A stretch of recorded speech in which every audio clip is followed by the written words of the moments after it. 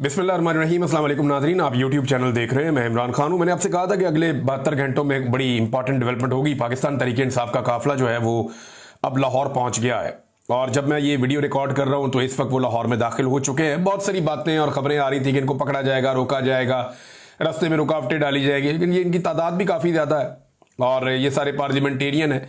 अब हर पार्लियामेंटेरियन जो है वो एक गाड़ी में है तो उसके साथ भी 2-4 लोग हैं, साथ एक आधी गाड़ी और भी है, तो ये सैकड़ों गाड़ियां बन जाती हैं और बड़ी तादाद में ये लोग पहुंचे लाहौर में। रास्ते में इनका जगह जगह पे जीटी रोड से क्योंकि ये लोग आए तो ये एक पॉलिटिकल मूवमेंट भी बन गई।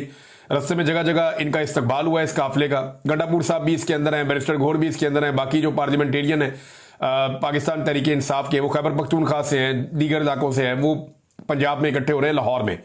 लाहौर में इकट्ठे होने का मकसद यह है कि जो भी पाकिस्तान में आज तक कामयाब तहरीक चली है उसका आगाज लाहौर से हुआ है। पाकिस्तान में बहुत सारे इंपॉर्टेंट शहर हैं लेकिन लाहौर से जो तहरीक चलती है, पाकिस्तान का दिल है, वो फिर मंतकी अंजाम तक पहुंचती है। अब ये लाहौर के लिए जनाब निकले और रास्ते में जगह जगह कारकुनों ने फूल इनके ऊपर फेंके। पुलिस, जहां पे भी कारकुन इकट्ठे होते थे, पुलिस आ जाती थी, कारकुनों को धकेलती थी, पीछे हटाती थी कि आप काफिले का इस्तकबाल ना करें, इस काफिले को जाने दें। लेकिन शादरा में और कुछ और जगहों पे हमने देखा गिरफ्तारियां भी हुई, खींचातानी हुई। कुछ पाकिस्तान तहरीक इंसाफ के कारकुनों को, जो मकामी रहनुमा है, उन्हें गिरफ्तार किया गया। यासिर गिलानी साहब को मैं देख रहा था, उन्हें पुलिस ने उठा के गाड़ी में डाला। बाकी लोगों के साथ बड़ी सख्ती की। अब बड़ी तादाद में पुलिस खड़ी थी लेकिन ये काफिला फिर लाहौर पहुंच गया। लाहौर में ये लोग इकट्ठ करेंगे पाकिस्तान तहरीक इंसाफ के लोग और यहां पर हिकमत अमली बनाई जाएगी। वैसे ये कह रहे हैं कि 2-3 मकासद है आने के। नंबर 1 ये कि लाहौर आना पाकिस्तान तहरीक इंसाफ का ड्यू था। लाहौर पाकिस्तान तहरीक इंसाफ का गढ़ है इस वक्त। अगर अमली तौर पे आप ग्राउंड रियलिटी देखें तो पाकिस्तान तहरीक इंसाफ लाहौर में 90% की मकबूलियत पर है। आप एक फेयर एंड फ्री इलेक्शन करवा दें, आपको ये टाउट्स बहुत सारी कहानियां सुनाएंगे, बहुत सारे लोग बहुत सारी बातें करेंगे। मैं लाहौर का रहने वाला हूं। वहां नून लीग बहुत ताकतवर है, बड़ी मजबूत जमात है, उनकी बड़ी गहरी जड़ें हैं। लेकिन इस वक्त जो अवामी वोट है, सपोर्ट की बात नहीं कर रहा, सपोर्ट हो सकता है कि जो नून लीग का है वो भी बहुत बड़ा हो, सपोर्ट बैंक, और जो सपोर्टर हैं वो पीटीआई के भी बहुत बड़ी तादाद में, लेकिन जो आम आवाम की सपोर्ट है वो पूरा का पूरा टिल्ट इमरान खान की तरफ हो गया है। खासतौर पे मरियम नवाज के वज़ीर आला बनने पे लोग बड़े मायूस हुए हैं और जिस किस्म की उन्होंने हरकतें की हैं तो लाहौरी बड़े बाशऊर हैं और उन्हें मियां नवाज शरीफ साहब की बार बार की कलाबाजियों पर और मरियम नवाज के जो इक्तदार का तरीका है, जिस तरीके से उन्होंने ये सब चोरी किया मैंडेट, उस पर लाहौरी बहुत नाराज हैं।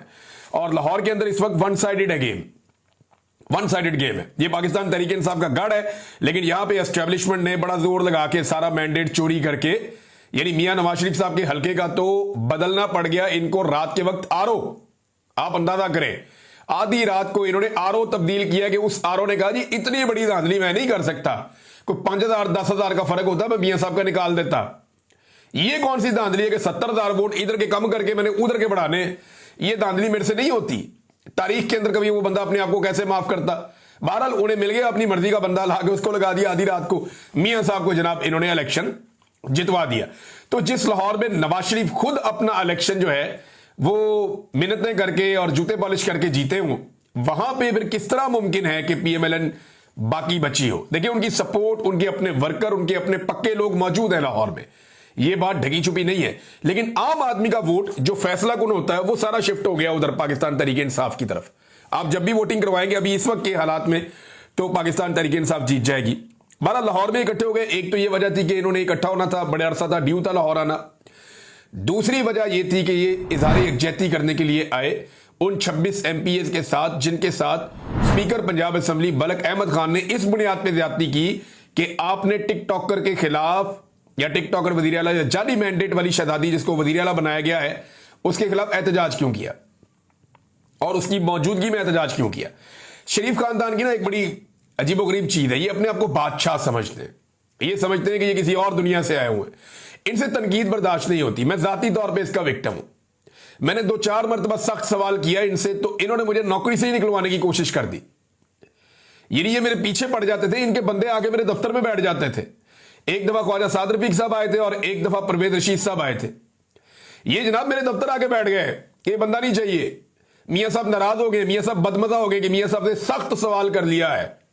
2-4 दफा मैंने सख्त सवाल किए और मुझे मौका ही इतनी दफा मिला तो सख्त सवाल ही करना था। मैंने सख्त सवाल किए तो उस पर मियां साहब को बहुत तकलीफ हुई। ये बड़ी अपनी तौहीन समझते हैं कि कोई आदमी इनके सामने सख्त बात करे या सख्त सवाल करे। तो मरियम नवाज अब उसी बाप की औलाद है और वो ज्यादा उन्होंने बिगाड़ पैदा कर दिया है।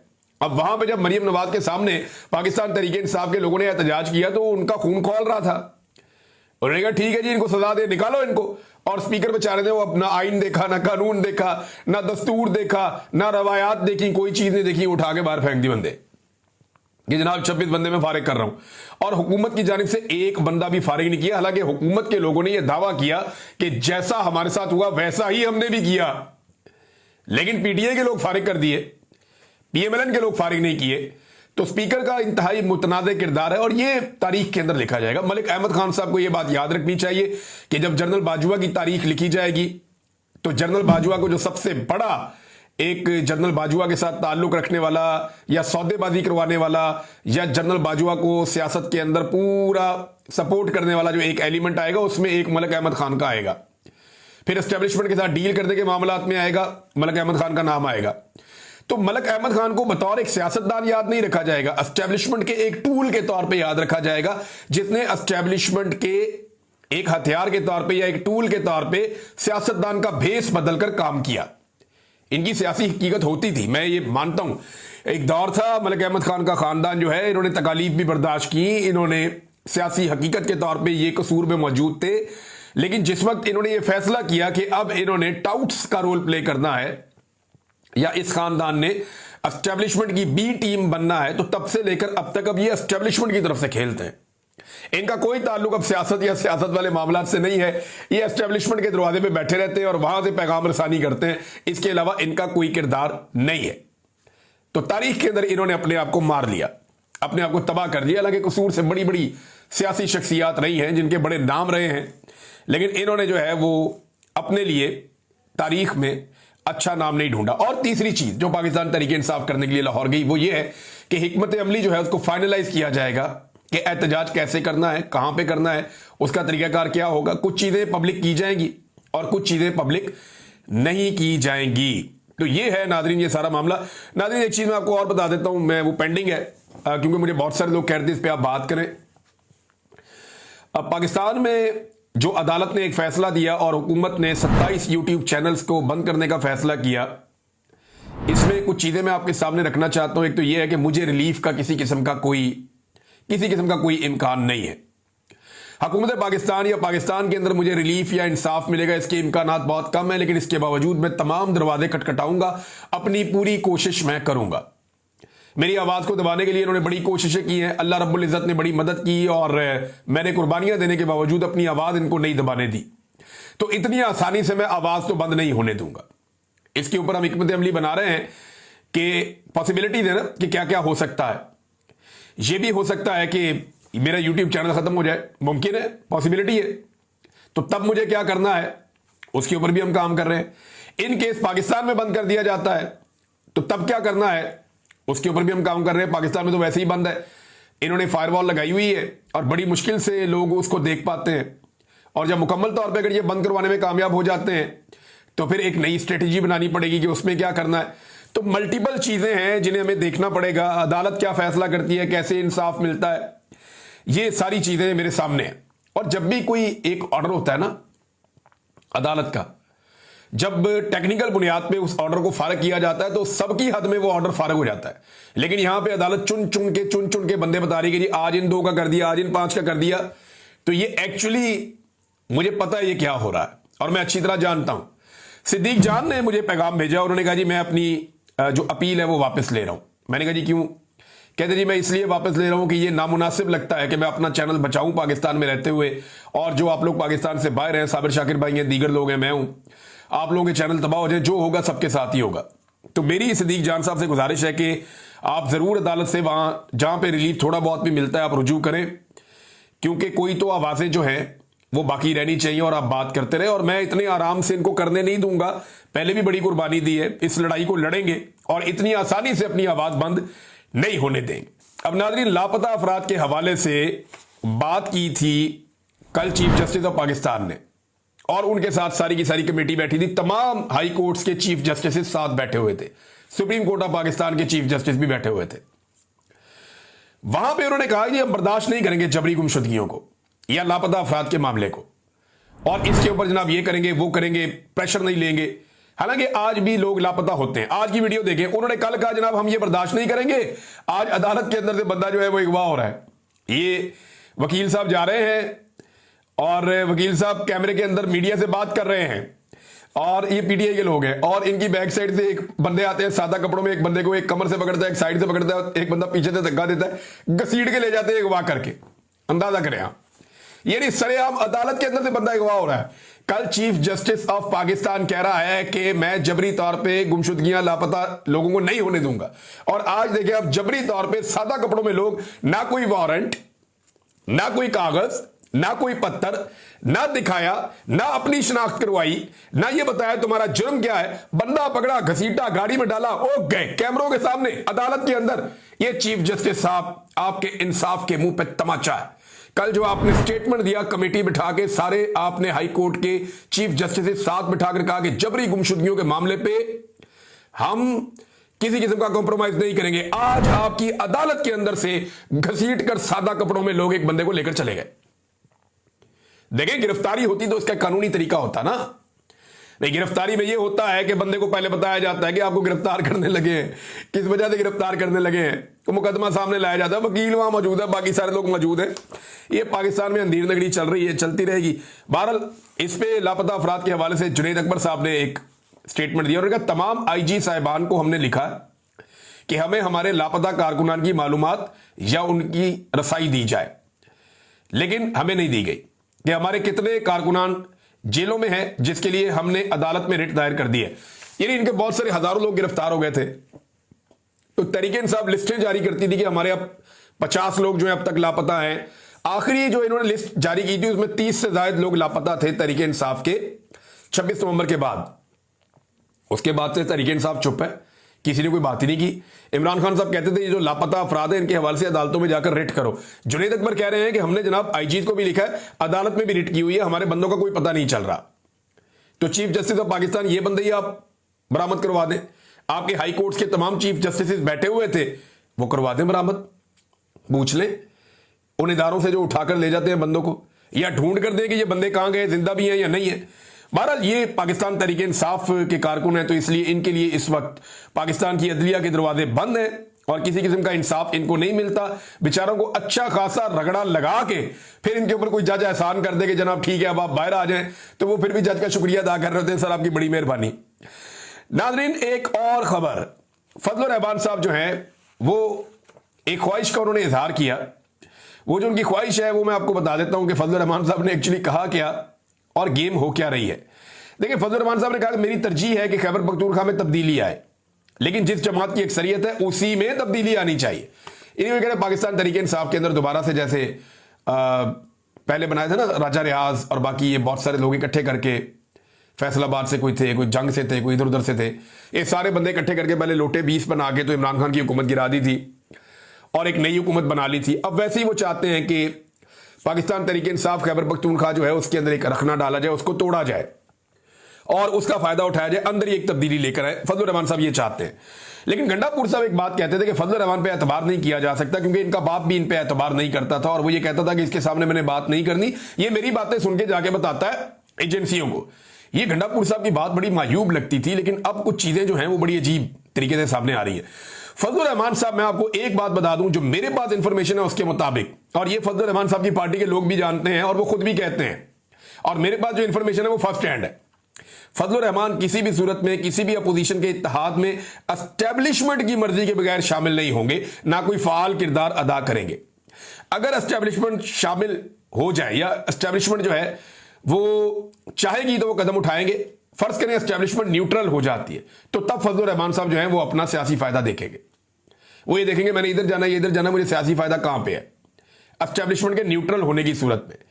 इस वक्त वही फजलुर रहमान साहब जो हुकूमत को दिन रात बुरा कहते हैं, जो कहते हैं जाली हुकूमत है, जो कहते हैं फ्रॉड हुकूमत है, जो कहते हैं महंगाई लेकर आ गए, जो कहते हैं गलत इनकी पॉलिसीज हैं, जो कहते हैं ये इसराइल को तस्लीम क्यों करने जा रहे हैं, जो हर बात के ऊपर एतराज करते हैं, जो हर बात के ऊपर नुक्ताचीनी करते हैं, आज वही फजलुर रहमान उसी हुकूमत के साथ बैठ के ये सौदा कर रहे हैं कि हमने ज्यादा से ज्यादा सेनेटर खैबर पख्तूनख्वा में कैसे हासिल करने।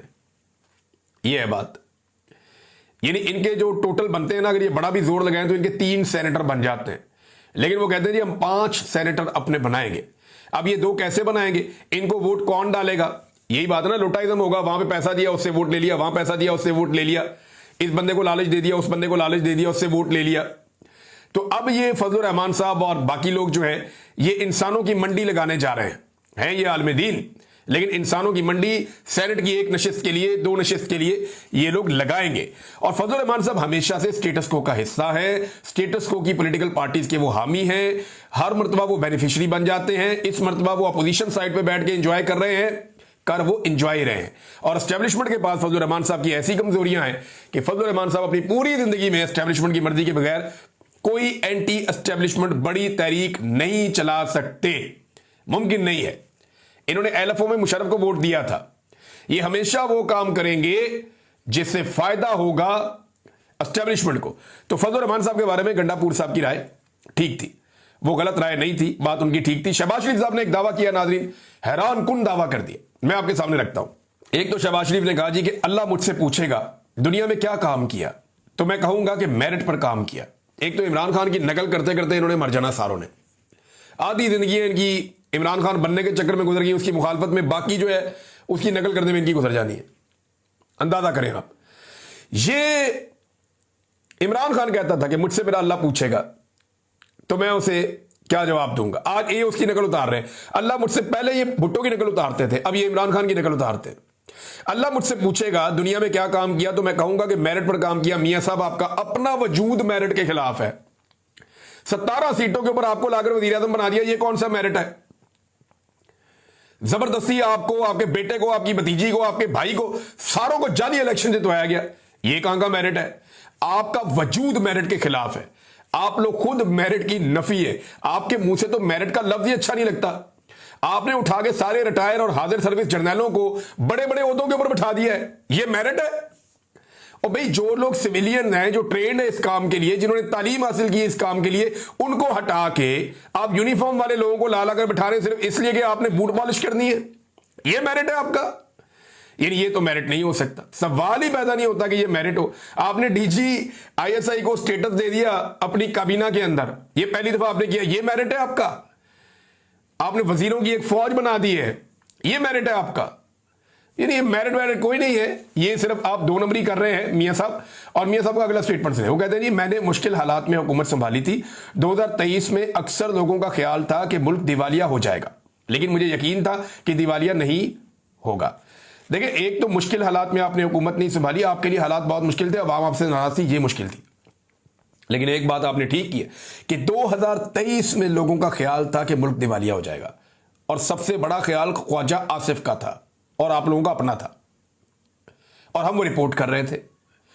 2022 में किसी का ख्याल नहीं था कि यह मुल्क दिवालिया हो जाएगा, क्योंकि जब इमरान खान वजीर आजम था तो आप एक मुझे कोई लाकर दिखाएं चीज या डाटा या कुछ जिसमें कोई ये आगाह किया गया हो या इस खदशे का इजहार किया गया हो या किसी वजीर ने यह कहा हो कि यह मुल्क दिवालिया होने जा रहा है। एक बंदा नहीं कह रहा था, मीडिया भी नहीं कह रहा था, कोई नहीं कह रहा था इमरान खान के दौर में कि मुल्क दिवालिया होने जा रहा है। 2022 में इमरान खान की हुकूमत के गिरने के वक्त तक कोई नहीं कह रहा था कि मुल्क दिवालिया होने जा रहा है। आप इक्तदार में आए, आपने इकोनॉमी का बेड़ा गर्क किया, लोग आपके खिलाफ हो गए, आपने गलत फैसले किए, उनके नतीजे में 2023 में जाके 1 साल के अंदर आपने वो तबाहियां फेरी कि मुल्क दिवालिया होने लगा था। फिर आपने इसका हल क्या निकाला? आपने अवाम का दिवालिया निकाल दिया, अवाम का जो आपने खून निचोड़ लिया, और वो पैसा इकट्ठा करके आपने दुनिया को बताया हम दिवालिया नहीं हो रहे। आज पाकिस्तान की अवाम जो है ना, आधी अवाम पाकिस्तान की गुर्बत की लकीर से नीचे जा रही है। ये बेड़ा गर्क आपने किया इस मुल्क का। पाकिस्तान को लाखों लोग, 30 लाख लोग पाकिस्तान को आपके आने के बाद से पाकिस्तान को छोड़कर चले गए। सरमायाकार बड़ी तादाद में, लाखों की तादाद में पाकिस्तान को छोड़कर चले गए। लोग पाकिस्तान से सरमाया निकाल कर लेकर जा रहे हैं। 50 साल की कम तरीन सरमायाकारी आपके दौरे हुकूमत में हुई है। कोई पाकिस्तान में पैसा लगाने के लिए तैयार नहीं है। दहशतगर्दी कहां से कहां पहुंच गई है। बेड़ा गर्क कर दिया आपने इदारों का, अदालतों का, पार्लियामेंट का, हर चीज का। और आप ये कह रहे हैं कि आपने मुल्क को दिवालिया से बचा दिया। आप इखलाकी दिवालियापन का शिकार है और आपने पूरे पाकिस्तान की आवाम को दिवालिया कर दिया है। सिर्फ आपने एक काम किया कि लोगों से निचोड़ के पैसा इकट्ठा किया, और अब आप साबित कर रहे हैं कि दिवालिया नहीं हुआ। वो करने भी आप ही आए थे, कर भी आप ही रहे थे और बचाया पाकिस्तान की अवाम ने है। अवाम ने कीमत चुकाई है दिवालिया से बचने की। आपकी तो फैक्ट्रियां चल रही हैं, आपके बच्चों के तो काम चल रहे हैं, आपके तो ठेके बांटे जा रहे हैं, आपके मामला तो आज भी कंट्रोल्ड है। पाकिस्तान के बाहर अंदर हर तरफ आपकी चीजें, आपकी तो मौजें ही मौजें हैं। इलाज आज भी आप लोग पाकिस्तान से बाहर जाके करवाते हैं। आपके स्विमिंग पूल में तो गर्म पानी मौजूद होता है नहाने के लिए। आप तो एक लग्जरी लाइफ गुजार रहे हैं। आम आदमी से पूछे जिसने ये दिवालियापन बर्दाश्त किया है और जिसकी अपनी पसली टूट गई है पाकिस्तान को संभालते संभालते, और ये आप लोगों ने किया। ये लोग नाजरीन पाकिस्तानियों को ना जख्म देते हैं और जख्म देने के बाद ना उनके ऊपर नमक छिड़कते हैं। ये मरियम नवाज का एक स्टेटमेंट आया हुआ है, ये स्टेटमेंट आप देखें। उम्मीद है कि पंजाब का हर किसान खुश और खुशहाल होगा। यार ये स्टेटमेंट है देने वाला। पहले किसान की कमर तोड़ दी, गन्ने के किसान का बेड़ा गर्क किया, गंदम के किसान का बेड़ा गर्क किया इन्होंने। किसानों की कोई यानी कपास, इन्होंने तारीखी सतह पे कपास नीचे चली गई है। पूरी की पूरी किसान की मईशत तबाह कर दी है। किसान एहतजाज करने के भी बेचारे काबिल नहीं रहे कि वो डीजल डाल के गाड़ियों में एहतजाज करने के लिए लाहौर आ जाए। कई लोगों ने अपनी फसलों के ऊपर हल चलाए हैं, ऐसा भी हुआ है। किसान का बेड़ा गर्क करके उसको मुकम्मल तौर पे तबाह करके ये खातून कह रही है कि उम्मीद है कि पाकिस्तान का हर किसान खुश और खुशहाल होगा। हद नहीं हो गई। अब ये किसान को थोड़े थोड़े पैसे बांटेंगे कि आओ खैरात पे लग जाओ तुम भी। तुम्हें कोई हक नहीं है कि तुम अपनी मेहनत करके कमाओ और मेहनत से पैसा बनाओ और तुम्हारी सब्जी, तुम्हारा अनाज मार्केट में जाके बिके और तुम उसके जरिए से खुशहाल हो जाओ। ये तुम्हें कोई हक नहीं है। हमने खुशहाल करना है गैर मुल्की किसान को जिसकी गंदम हमने इंपोर्ट करनी है। हमने गैर मुल्कियों को खुश करना है, हमने ताजर को खुश करना है, हमने मिडल मैन को खुश करना है, हमने किसान को खुश नहीं रहने देना। किसान की गंदम पड़ी रही, खरीदने वाला ही कोई नहीं था। वो बेचारे ने नुकसान के अंदर गंदम बेची है, ये कह रही है जी खुशहाल हो गया किसान। ये पहले जख्म देते हैं, उसके बाद नमक छिड़कते हैं। ये इनका तरीका है वारदात है और ये भीख पे लगाना चाहते हैं सारी कौम को। किसान तो हमेशा से खुद कफील है, लेकिन आप लोगों ने किसान को दीवार के साथ लगा दिया। एक अतर मन अल्लाह साहब का नाज़रीन स्टेटमेंट है और अतर मन अल्लाह साहब ये कहते हैं कि ताकतवर तबका पुलिस को कंट्रोल कर रहा है, जबकि कानून के मुताबिक पुलिस को आजाद और गैर जानिबदार होना चाहिए। तो बात बिल्कुल ठीक है, लेकिन अतर मन अल्लाह साहब, मैं एक बड़े ताकतवर आदमी के साथ एक दिन बैठा था, उनसे मैं बात कर रहा था, डिस्कशन हो रही थी, तो उन्होंने मुझे कहा कि हम कंट्रोल करते हैं पूरे निज़ाम को पुलिस के ज़रिए से, यानी हमारे 90% काम हम पुलिस से लेते हैं। क्योंकि मैंने सवाल किया था कि कराची में आपने पुलिस के सामने सरेंडर कर दिया जब पुलिस ने छुट्टियां लेना शुरू कर दी। वो कैप्टन सफदर वाला वाकया आपको याद होगा, कायद आज़म के मज़ार के ऊपर उसने उछल कूद की थी, उसके बाद कैप्टन सफदर को गिरफ्तार कर लिया गया था और कैप्टन सफदर की गिरफ्तारी के अंदर एक दरवाज़ा तोड़ा गया था होटल का, मरियम नवाज जहां पर ठहरी हुई थी। उसके बाद जनाब पुलिस छुट्टियों पर जाना शुरू हो गई क्योंकि IG के ऊपर सख्ती कर दी थी कहीं ISI के ऑफिसर ने वहां पर, और फिर वो अफसर भी वहां से हटा दिए गए तो फौज बैकफुट पे चली गई थी। तो मुझे उस ऑफिसर ने कहा जी हम अपने 90% गंदे काम जो हैं या अपने जो मामला हैं वो पुलिस से करवाते हैं और पुलिस अगर हमारा साथ ना दे तो हमारे हाथ पांव फूल जाते हैं। और यही हुआ था कि जनरल बाजवा को वो फैसला लेना पड़ा और बैकफुट पे जाना पड़ा। ये मुझे अच्छी तरह याद है। बहरहाल ये क्योंकि एक वाकया था मुझे याद था। अब तक के लिए इतने अपना ख्याल रखिएगा, अपने चैनल का भी अल्लाह हाफ़िज़।